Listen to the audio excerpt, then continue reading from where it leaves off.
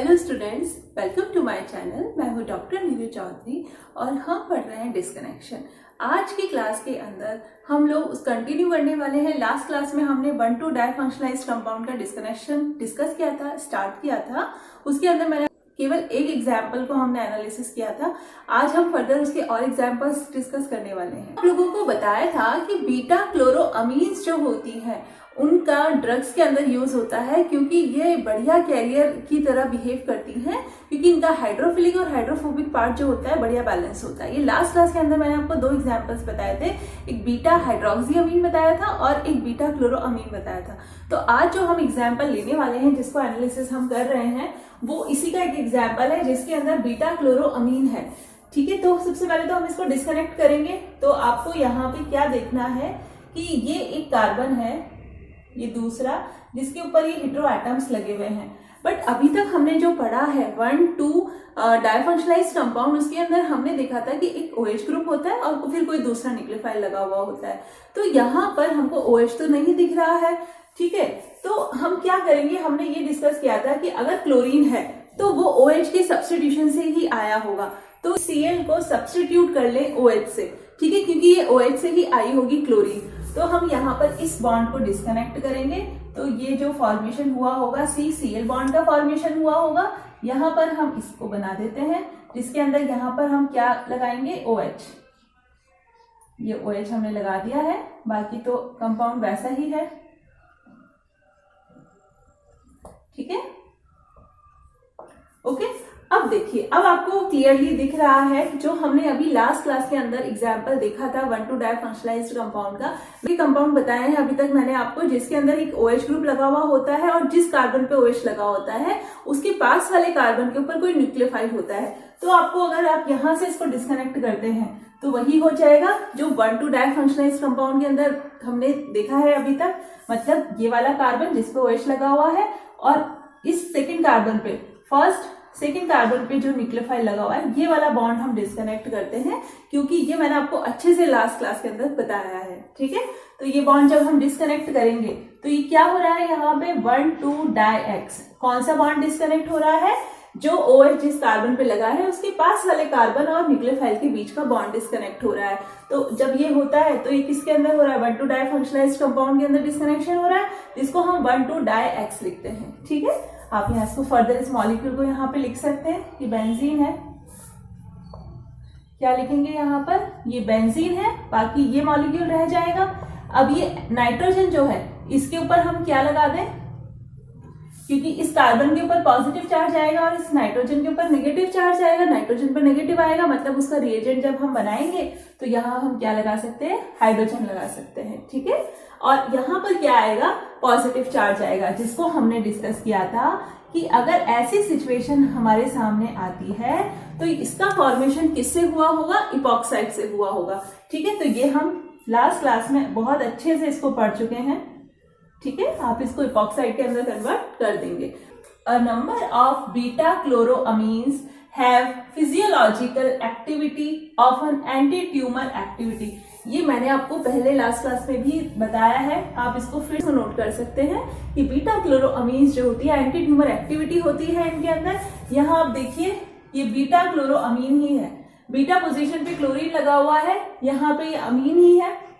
तो इस ग्रुप के होने की वजह से ये जो ड्रग का यूज किया जाएगा तो ये बॉडी के अंदर बढ़िया तरीके से कैरी हो जाएगी। ठीक है, मतलब इसमें हाइड्रोफिलिक पार्ट भी है जो कि वाटर के अंदर सॉल्युबल हो जाएगा। इसी तरीके से बनाया जाता है कि वो हमारी बॉडी के अंदर वाटर सॉल्युबल हो। ठीक है, देखिए यहाँ पर अभी केवल इस मॉलिक्यूल का हमने डिस्कनेक्शन किया है, ये तो हम इसको डायरेक्टली यूज करेंगे, लेकिन हम इसको अभी फर्दर आगे और डिस्कनेक्ट करेंगे, क्योंकि यहाँ आपको क्या दिख रहा है, ये एस्टर बॉन्ड दिख रहा है। ठीक है, यहाँ पे कार्बन और नाइट्रोजन भी दिख रहा है, लेकिन जब हमने 1 ग्रुप CX डिस्कनेक्शन पढ़ा था तो हमने कहा था कि सबसे पहले हम एस्टर ग्रुप को ही डिस्कनेक्ट करते हैं। ठीक है, तो हम पहले यहाँ से डिस्कनेक्ट करेंगे, तो इसका आगे फर्दर एनालिसिस देखते हैं। ये तो फर्स्ट एनालिसिस डाल दीजिएगा। अब सेकेंड एनालिसिस क्या है इसमें, मतलब इसको हम इस कंपाउंड का आगे फर्दर एनालिसिस इसका आगे हम इसको डिस्कनेक्ट करते हैं।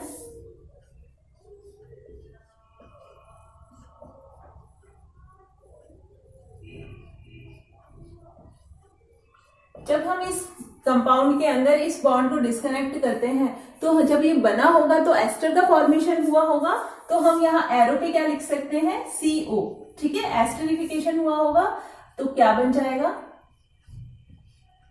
NH। आप यहाँ देख सकते हैं जब हम इस बॉन्ड को डिस्कनेक्ट करेंगे तो यहाँ नेगेटिव आएगा और यहाँ पॉजिटिव आएगा। नेगेटिव पे तो हमें क्या लगाना है, हाइड्रोजन लगाना है। तो आप यहाँ देखिए, आपको यहाँ क्या नजर आएगा, OH, और यहाँ पे हमें क्या, वहां हम क्या लगाते हैं, OH, क्योंकि OH और अल्कोहल के रिएक्शन से ही एस्टर का फॉर्मेशन हुआ होगा जब यहाँ से वाटर का मॉलिक्यूल बाहर निकला होगा, ठीक है। तो आप फिर से यहाँ देख सकते हैं कि आपको फिर से 1,2 डाई फंक्शनलाइज्ड कंपाउंड दिखेगा। फर्स्ट कार्बन जिसके ऊपर OH लगा हुआ है उसके पास वाले कार्बन पे कोई न्यूक्लियोफाइल लगा हुआ है, तो हमें क्या करना होता है, अब तक आप समझ गए होंगे, हमें ये वाला बॉन्ड जो है वो डिस्कनेक्ट करना है। तो अब हम यहाँ क्या लिख सकते हैं कि क्या लिखते हैं, 1,2 डाई X, ठीक है। अब क्या होगा, जब यहां से बॉन्ड डिस्कनेक्ट होगा, यहां तो बनेगा NH2 और ये साथ में क्या निकल गया, ये वाला जो निकलेगा वो यही वाला फ्रेगमेंट होगा, यही वाला सिंथॉन होगा, तो हम इसका क्या बना देते हैं, इपॉक्साइड बना देते हैं, ओके। और ये तो क्या बन गया, COOH। तो आपको यहाँ कुछ दिख रहा है कि हमने जब स्टार्टिंग में ऑर्डर ऑफ इवेंट्स पढ़े थे तो गाइडलाइन 7 जो थी हमारी, उसमें हमने ये पढ़ा था कि कुछ कॉम्बिनेशन इस तरीके के होते हैं कि हम उन्हें डायरेक्ट यूज करते हैं। उसके अंदर एंथ्रानिलिक एसिड भी था, तो एंथ्रानिलिक एसिड को हम डायरेक्ट यूज करते हैं as a starting material, okay. और फिर हम इनकी रिएक्शन कराएंगे। यहाँ पर इपॉक्साइड जो है वो ज्यादा काम में आया है तो हम यहाँ पर इसको एक्सेस में लेते हैं, ठीक है। एक और पॉइंट आप नोटिस कर सकते हैं कि इनका सिंथेसिस बहुत ज्यादा मुश्किल नहीं होता, क्योंकि जो साइक्लाइजेशन होता है वो इजीली हो जाता है। तो यहाँ पर ये H2O जब हम इसका सिंथेसिस करेंगे तो इजीली इसका सिंथेसिस हो जाएगा, क्योंकि ये अभी तो सिंगल है, ठीक है, एसाइक्लिक है, लेकिन जैसे ही यहाँ से वाटर का मॉलिक्यूल बाहर निकलेगा तो साइक्लाइजेशन हो जाएगा, तो ये रिएक्शंस जो है वो इजीली हो जाती हैं, सिंथेसिस में ज्यादा प्रॉब्लम नहीं आती। तो अब हम इसका सिंथेसिस देखते हैं। सिंथेसिस देखिए इसका, हमने यहाँ पे एंथ्रानिलिक एसिड लिया है, ये क्या है, एंथ्रानिलिक एसिड, एंथ्रानिलिक एसिड, इसको हम as a starting material direct ही यूज करते हैं। ये हम ऑर्डर ऑफ इवेंट्स के अंदर पढ़ चुके हैं, गाइडलाइन के अंदर। अब हम यहाँ पे एक्सेस ले रहे हैं इथाइलिन ऑक्साइड की, इसको हम इपॉक्साइड भी कह देते हैं और इथाइलिन ऑक्साइड भी कह देते हैं, ठीक है। तो हम यहाँ पे इपॉक्साइड को लेते हैं, जिसको हम इथाइलिन ऑक्साइड भी कह रहे हैं, और इसका एक्सेस लिया जाता है क्योंकि 2 मॉलिक्यूल्स जो है वो इसके काम में आएंगे। क्या होगा, यहाँ पर इसके जो न्यूक्लियोफाइल के मतलब नाइट्रोजन के जो इलेक्ट्रॉन्स हैं वो अटैक करेंगे इस कार्बन के ऊपर। मैं आपको थोड़ा सा बता देती हूँ कि किस तरीके से रिएक्शन होती है। वैसे हमने फर्स्ट क्लास में ये सब डिस्कस किया है ना। क्या होता है, यहाँ पर ये जो इलेक्ट्रॉन है ये अटैक करते हैं इस कार्बन के ऊपर, इलेक्ट्रॉन कहाँ आते हैं, ऑक्सीजन के ऊपर। तो क्या होगा, यहाँ से ये बॉन्ड का फॉर्मेशन हो जाएगा। मैं डायरेक्ट नाइट्रोजन के साथ में बॉन्डिंग दिखा रही हूँ, ठीक है ना। यहाँ पे ये 2 H लगे हुए हैं और क्या लगा हुआ है, ये बॉन्ड इस तरीके से, ठीक है। तो क्या होगा, यहाँ पर ये फर्दर मैंने आगे रिंग नहीं बनाई है, केवल मैं नाइट्रोजन के साथ में इसकी बॉन्डिंग दिखा रही हूँ। तो नाइट्रोजन के ऊपर कौन सा चार्ज आ जाएगा, पॉजिटिव चार्ज। तो नाइट्रोजन क्या करेगा, यहाँ से अपने इलेक्ट्रॉन्स को लेगा और इस हाइड्रोजन को बाहर निकाल देगा। जब ये हाइड्रोजन बाहर निकलेगा तो कहाँ चल के लगेगा, इस ऑक्सीजन के ऊपर। तो ये क्या बन जाएगा, NH और ये OH, ठीक है। तो ये जो बनेगा अपना, तो यहाँ पर क्या लगा हुआ है, COOH लगा हुआ है। अब यहाँ से H और यहाँ से OH ये इस तरीके से निकलेगा, जिससे क्या होगा, साइक्लाइजेशन हो जाएगा, ये वाला बॉन्ड का फॉर्मेशन हो जाएगा, एस्टर बन जाएगा। अब क्या होगा, फिर से जो नाइट्रोजन के ऊपर लोन पेयर है, फिर से ये इपॉक्साइड के इस कार्बन के ऊपर फिर से अटैक करेगा। जो रिएक्शन यहाँ हुई है फर्दर वो रिएक्शन फिर से होगी, जिससे यहाँ पर ये वाला एक और मॉलिक्यूल इपॉक्साइड का इसमें जुड़ जाएगा। अब क्या होता है, POCl3 यहाँ पर यूज किया जाता है क्लोरीनेशन के लिए, क्योंकि वैसे जनरली तो हम लोग SOCl2 भी यूज कर लेते हैं, पर यहाँ पर हम लोग इसको POCl3 को यूज करते हैं और ये OH सब्स्टिट्यूट करके यहाँ पर क्या आ जाता है, Cl आ जाता है, ओके। तो तो ये हो गया इसका सिंथेसिस, सिंपल था, बट यहाँ आपको ये बताना था कि यहाँ पर जो ये टारगेट मॉलिक्यूल है ये ड्रग के अंदर काम में आता है, ये वाला मॉलिक्यूल जिसके अंदर ये बीटा क्लोरोअमीन का जो फ्रेगमेंट है ये किसका एग्जाम्पल है, 1,2-डाई फंक्शनलाइज्ड कंपाउंड का एग्जाम्पल है जिसको यूज किया जाता है। ठीक है, नेक्स्ट देखते हैं। नेक्स्ट एग्जाम्पल है, इसका हम डिस्कनेक्शन करते हैं। डिस्कनेक्शन तो ठीक है, आप लोग इजीली इसको समझ सकते हैं कि यहाँ पर आपको क्या दिख रहा है, एक तो कार्बन ऑक्सीजन बॉन्ड दिख रहा है, ठीक है, उसके अलावा आपको यहाँ पर एक कार्बन जिसके ऊपर OH लगा हुआ है, अगर आप इसको 1 नंबर देते हैं तो यहाँ पे जो सेकेंड नंबर का कार्बन है उसके ऊपर कोई न्यूक्लियोफाइल लगा हुआ है। ठीक है, तो इस कैटेगरी में आ रहा है 1,2-डाई फंक्शनलाइज्ड कंपाउंड के अंदर आ रहा है, जिसमें हम 1,2-डाइएक्स करेंगे, मतलब 1,2 डिस्कनेक्शन करेंगे। ठीक है, अब देखिए यहाँ पर हम ये वाला जिस कार्बन पे OH लगा हुआ है उसके पास वाले कार्बन और हेटेरो एटम के बीच का बॉन्ड को डिस्कनेक्ट करते हैं। हम इतने टाइम से यही करते हुए आ रहे हैं लास्ट क्लास से, तो आपको ये अच्छे से याद हो गया होगा कि जिस कार्बन के ऊपर OH लगा होता है उसके पास वाले कार्बन और ऑक्सीजन हो या कोई भी न्यूक्लियोफाइल हो, तो उन दोनों के बीच का हम बॉन्ड को डिस्कनेक्ट करते हैं और हम यहाँ क्या लिखेंगे, 1,2-डाइएक्स।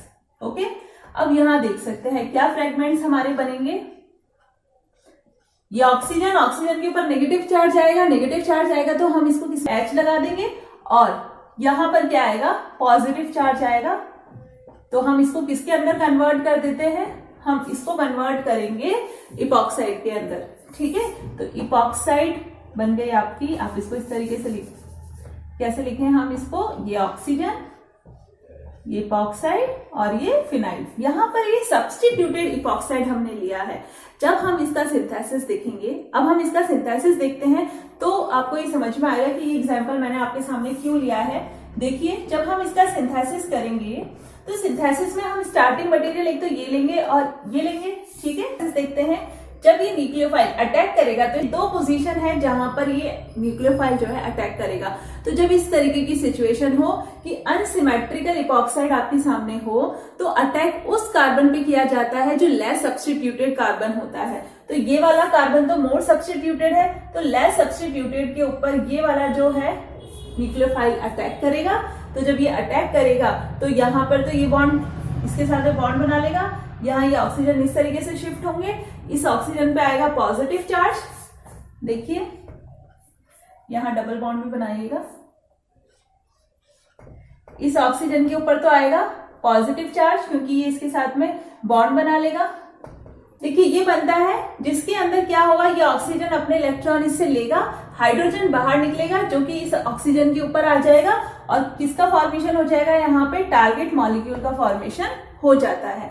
तो इस तरीके से ये रिएक्शन होती है। इस एनालिसिस को बताने का एक ही पर्पस है कि अगर आपके सामने कोई अनसिमेट्रिकल इपॉक्साइड आता है तो ये न्यूक्लियोफाइल किस कार्बन के ऊपर अटैक करेगा। ठीक है, आज हमने 2 एनालिसिस देखे, होप्स आपको क्लियर हुए होंगे।